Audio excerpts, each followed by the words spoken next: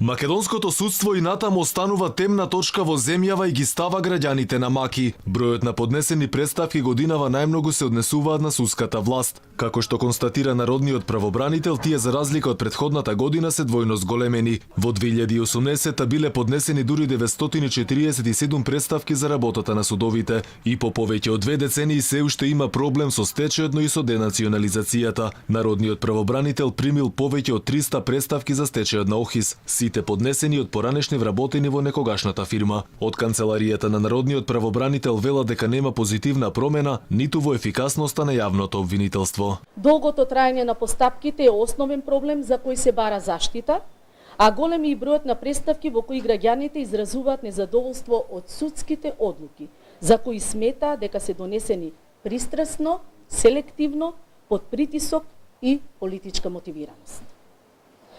По однос на работата на управните судови, констатиравме крајна неефикасност на правниот лек тужба за управен спор, што во пракса, покрај голготата на која се изложуваат граѓаните, со постојано укинување на решенијата и нивно враќање назад, наместо мериторно одлучување, ја доведува во прашање примената на законските норми во корист на владењето на правото, принципот на правда и правичност и почитувањето на човековите права.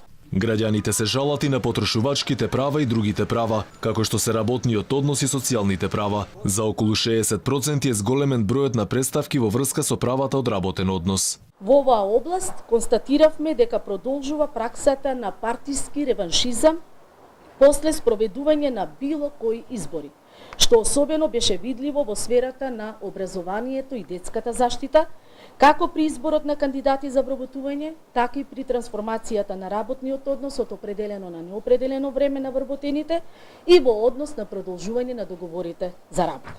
Граѓаните, освен на работата на судската власт и партиските вработувања, се жалели на несоодветни услови во затворите кои со години биле лоши. Констатираат дека нема подобрување ниту во здравствената заштита, ниту во исхраната, ниту пак во хигиенските услови. Правобранителот посочува на кршење на полициските овластувања, при што вели дека се поднесени 3 барања и тоа за казнена одговорност на службени лица кои постапиле незаконски. Повреди на правата вели има и во областа на социјалната и детската заштита, како и во потрошувачките и имотните права. Народниот правобранител извештајот го достави до собранието и бара да се согледаат нотираните слабости и да се изнајде талатки за ефикасни решенија.